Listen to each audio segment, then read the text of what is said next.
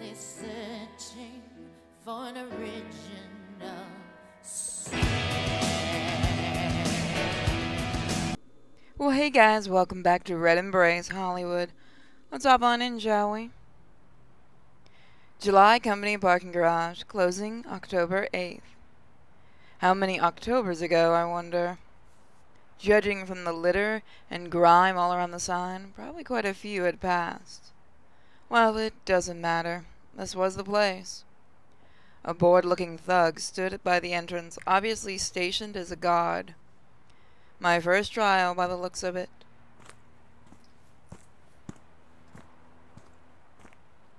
Putting on a confident expression, I strode up to him, clearing my throat. Place closed. Go check around elsewhere.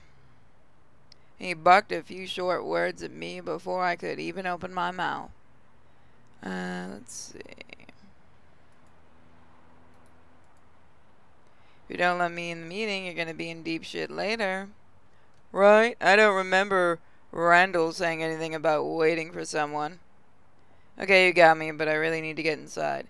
Then go fucking ask him. Bet he'll be thrilled you made him wait longer. A few seconds he stared at me unblinkingly, thick brows knitted together. But finally, he let out a sharp grunt and nodded. Alright, damn it. Why don't they ever keep me in the fucking loop? The guards stepped aside, and I didn't waste any time hurrying into the garage. Good thing they only had muscle and not brains in the front of the entrance.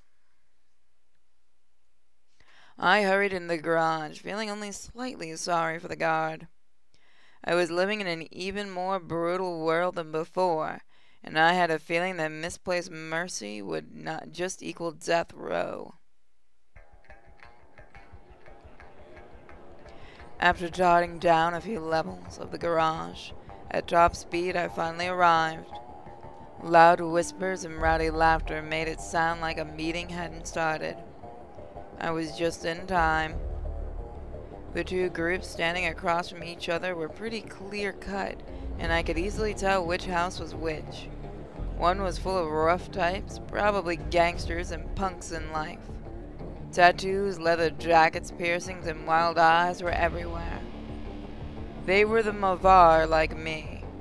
For some reason, maybe it was my new blood, I wanted to join them, to laugh, joke, and fight with them.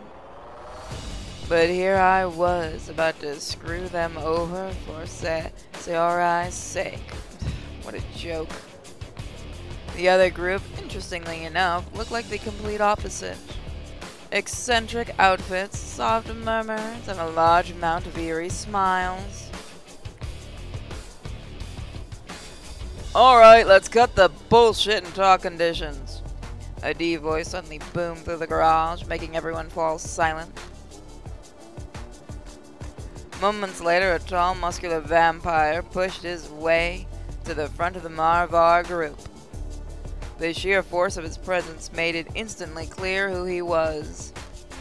I only agree to this meeting because I hate those Ascari bastards more than I hate you.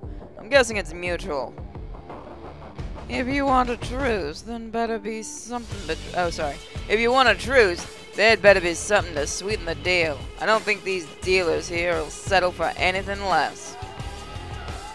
Yeah! Hell yeah! Don't let them weasel out, Randall. Cheers of approval rang out from the rowdy crowd behind him. Oh my God, Michael Jackson lives. Oh, we wouldn't dream of it. The carrot or the stick. That's always the best way to deal with the beasts. One of the Golgoth vampires stepped forward, his lips cracking into a Cheshire cat-like smile. Snarls and jeering rustled among the Marvar in response. Beasts, huh? Some nice diplomacy you got there. So, what you gonna try to offer? Fortune-telling services, voodoo magic? We're gonna need something realer than empty promises. The Golgoth vampire let out a smug chuckle like he had hidden a trump card ready. I didn't like the sound of that. If I was going to crash and burn this meeting, then I'd have to do something now before they worked out a deal. Let's rush Randall. That seems like a good idea. Whoa! Hey, watch where you... Pushing through the crowd of Marval, I bowled up to Randall as fast as I could. I pulled out his knife and held it in my palms, trying not to tremble. Whoa, whoa, whoa, what the hell you doing, kid? He glared at me, shocked and suspicious. And I realized that if I couldn't convince him, that accusing look might just be the last thing I'd ever see. Boss, I found this one on one of that guy. I hate to interrupt, but is this knife yours? Knife? I didn't drop my any knife. What the? Cutting off mid-sentence, Randall glanced down at the knife in my hands. Then his eyes slid back to mine, meeting my gaze wordlessly for a moment. You got this from... one of the... yeah. You know... one of them crazy guys, who else? He took a deep breath. Those motherfuckers, they stole from me? Blood, holy hell. Excuse me. Mr. Randall, would you care to explain what's going on? The leader of the Golgoth group called over to us, clearly confused. Damn it, I can't deal with this shit right now. Mr. Randall, if you're quite done with this little episode, we'd like to present our tour. Get the fuck out of here. All you bastards! Meeting fucking cancelled. Randall's angry command echoed through the garage, loud enough to make a few vampires wince. And you guys, make sure these motherfuckers scurry back to their rat holes. He addressed his own group with a low growl, which was met with a hurried nods and eager knuckle cracking. I'll meet you outside in a little while. Go on, get going. Alright, you heard him, man. Come on, let's go. Within seconds, the garage turned into a chaotic mess of Golgoth vampires fending off a rabid Marvar who pushed and shoved them to the exit. It was easy to tell how much Randall's men were hungry for a fight, but the group of Golgoth stayed placid, like they refused to give the Marval what they wanted. The confusion and shouting went on for a few minutes, but eventually the garage emptied, leaving behind only Randall and me.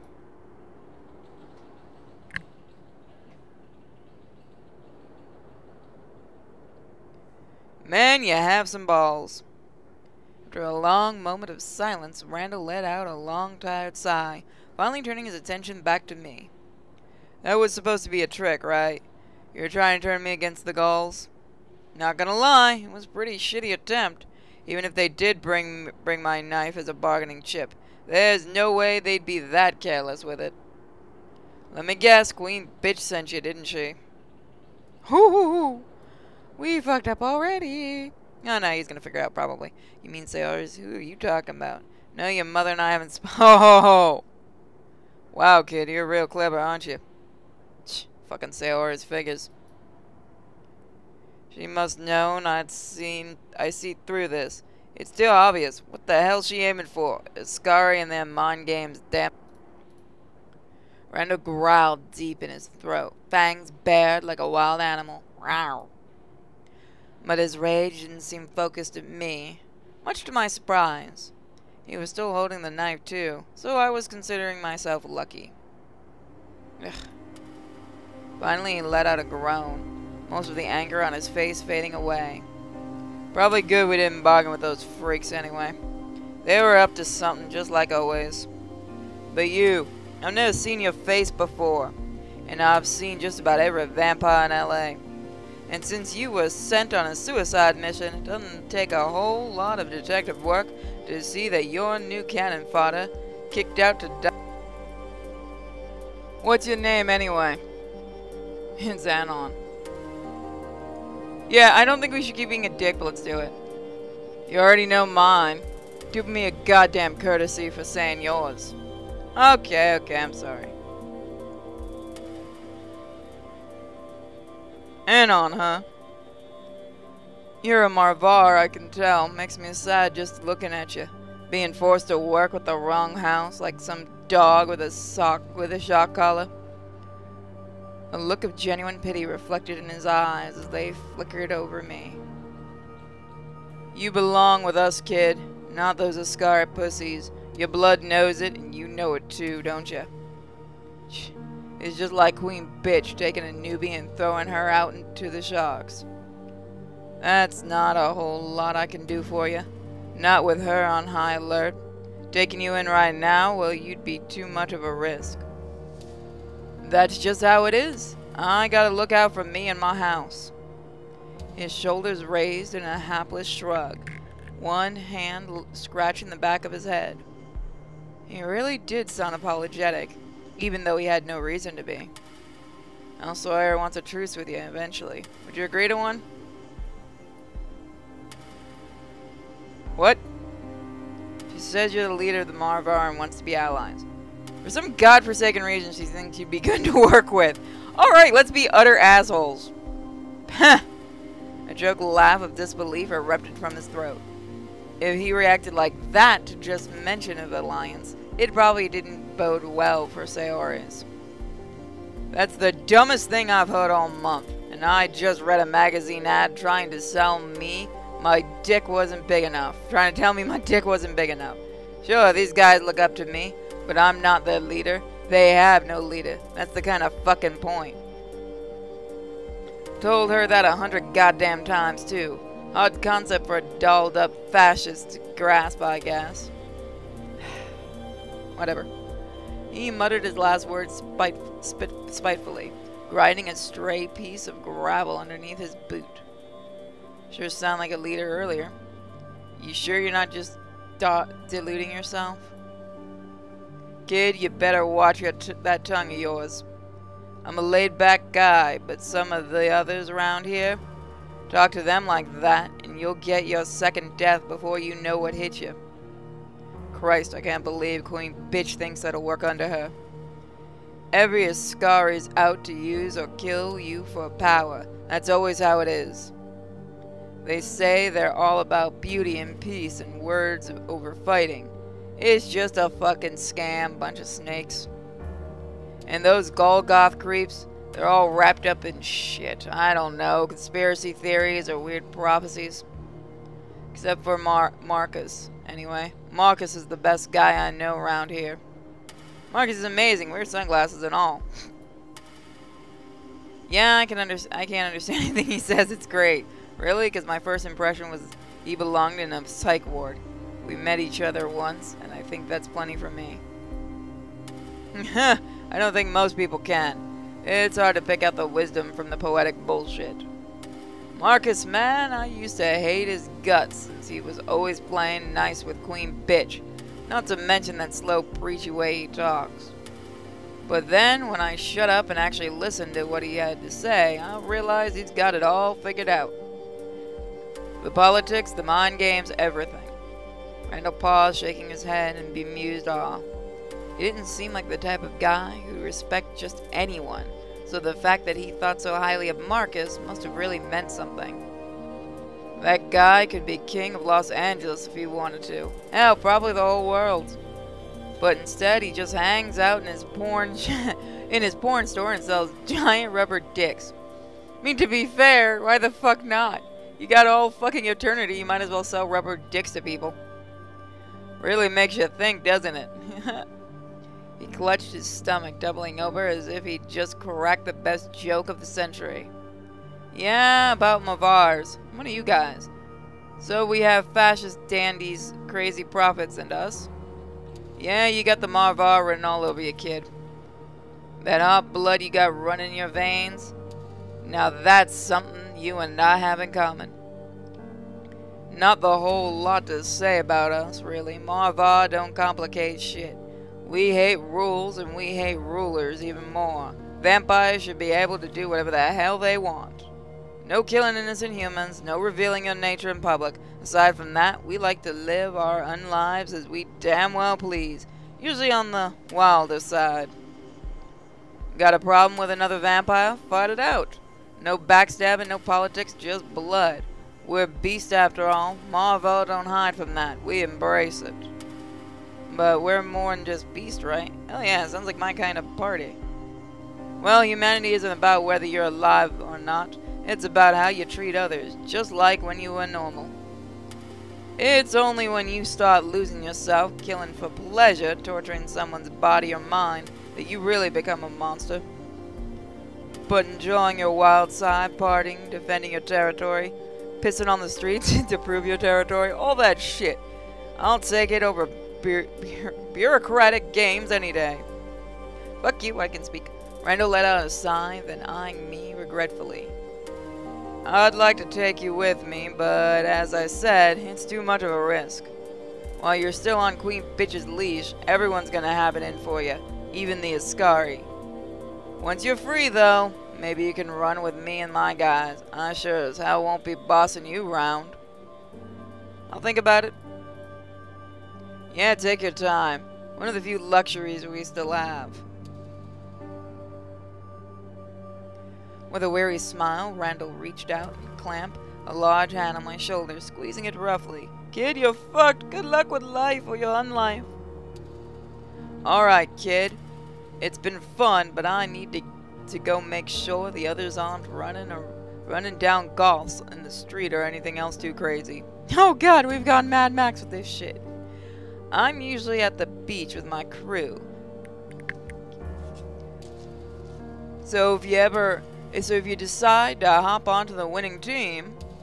He trailed off and clicked his tongue playfully, winking at me. Thanks, Randall. Maybe if I get really, really bored. I shouldn't have picked that one. In LA, you'll wish you had time to be bored. Way it is now, every moment you're not feeding is one where you're looking over your shoulder waiting for the next backstabber. So don't die, kid, later. I don't want to be in cop politics, I'd rather be a YouTuber. And this is how... Never mind. I was going to make a joke. And with that, we parted ways. I left the parking garage with a slightly clearer picture of the world I'd been tossed into thanks to Randall.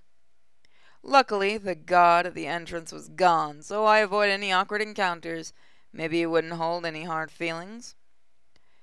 That whole mess had worked out, somehow, although I had to wonder how much was just beginner's luck, since most of it seemed too convenient to be true.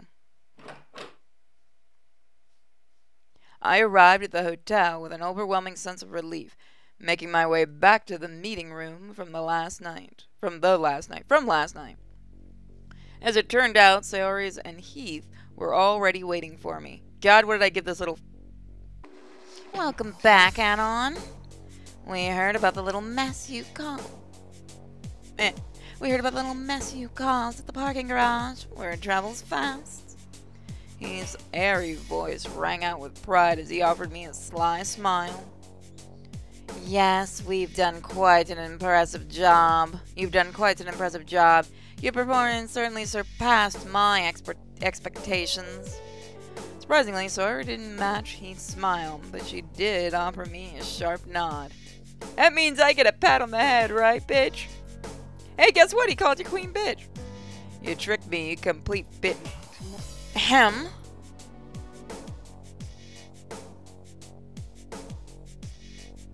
Before we go any further, let me clear the air. I knew Randall would see through the knife deception. However, you've accomplished a twofold task, perhaps without realizing it. You disrupted their truce discussions, at least for now, and you also made yourself known by name to Randall, who is significantly a powerful vampire. From the smug lit in her tone, I could tell Saoirse was pretty pleased with the outcome of the events. Did that mean my instincts were right? None of that happened back there was an accident? As I mentioned earlier, your naivete is assumed by everyone you meet. Even secretive, insular vampires will open to you. merely because they want to win you to their cause. You should use this to your advantage while you still can. Integrate yourself with those who believe you have no allegiance. Oh no, you can't. I can't talk. Not in that voice. Duly noted, as I'm not as naive as they think I am. They seem incredibly dishonest. Huh? Aren't you trying to win me to your cause? No, I expect your loyalty and not unfairly. Don't forget my clemency in sparing your life. A less charitable leader would have destroyed all evidence of her mistake right then and there. Fortunately for you, I believe there is much more potential in your future beyond being an eraser smudged on this page in LA's history. She sniffed pointedly, nudging her glasses back up to her nose. That matter aside, I have another task for you. It entails less conflict, but is of equal importance. Yay. I'm gonna stay in character for this one. One of my contacts... Excuse me. I hate the birds. The hiccups. One of my contacts in South LA recently disappeared. I need to know why. But I can't spare any of my other associates to go find her. Things are very busy, you see. You're going to be thrown to the dogs again, bitch. I expect this disappearance is sabotaged by an irksome rival of mine, but I'd like to confirm the situation. Go to the area, track her down, and report back. Not too complicated, is it? Fine, I hope you make it worth my while. Whatever you say, mistress. Well, beyond ensuring your immortality for another day, I suppose an additional reward might be in order. Yeah, that's right, pay me. A competitive... I give up on talking. Sigh left her lips, as if my question had inconvenienced her terribly. Very well, one final thing, Anon, before you go. What is it? It never ends, does it? I suggest you partner yourself with, or at least try to learn, from an older vampire. For example, Heath here is charming, diplomatic, and also very attuned to his humanity. A little overly idealistic, perhaps, but we Ascari like to strive for perfection. When Sayori mentioned his name, he perked up, his eyes sparkling mischievously. Are you trying to woo me, Miss Locke? Nothing of the sort, I assure you. She mercilessly replied to Heath without missing a beat. I will stab you. Moving along. Marcus, too, possesses remarkable insight and knowledge, but as a Golgoth, he is also particularly eccentric, and his loyalties are unpredictable. Take everything he says with a grain of salt. And this may come as a surprise. If you decide to seek out Randall as a mentor, I won't stop you. I acknowledge his strength as well as charisma and experience. However, do not let yourself be swayed by his anarchist beliefs. The current war is proof of what happens when vampires eschew leadership, chaos, paranoia, and bloodshed. Goddamned commies. I couldn't help it. Screw you people. You make all of this sound pretty scary. This is gonna be like a job training all over again, isn't it? Better no leader than a dictator. Can I go now? I'm gonna go with this one. I wouldn't treat it so lightly if I were you, which I'm glad I'm not. Heath and I will be staying here to discuss affairs, but I'll expect your report in the next few days, Anon. She lifted an elegant hand, pointedly gesturing towards the door. Get the fuck out! Heath looked disappointed, flashing me an apologetic grimace when Sayori's wasn't looking, but he seemed stuck here for the moment. I took the hint and leapt, heading towards the elevator. A part of me wondered what affairs they were talking about, but eavesdropping probably wasn't worth the risk. My room welcomed me back with all its pristine, glamorous, depressing shine. But as relieved and happy as I was to complete my trial, I felt incredibly restless and isolated.